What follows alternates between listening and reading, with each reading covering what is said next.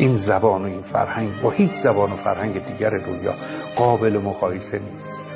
هیچ فرهنگی در یک منطقه تاریخی جغرافیایی فردوسی و حافظ و مولانا و سعدی و عطار و نظامی و خدا میدونه فهرست بزرگی از اینها نداره. هیچ زبانی اینقدر اثر بزرگ، اینقدر معرفت، اینقدر اخلاق، اینقدر زیبایی خلق نکرده.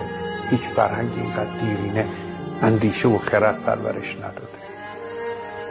آب دهنت برای فرهنگ‌های دیگه سرازیر نشه، برای زبان‌های دیگه، برای تاریخ ملت‌های دیگر. با هیچ کی عوضش نمی‌کنم. این پوستی کهنه است ولی ارزش داره برای من.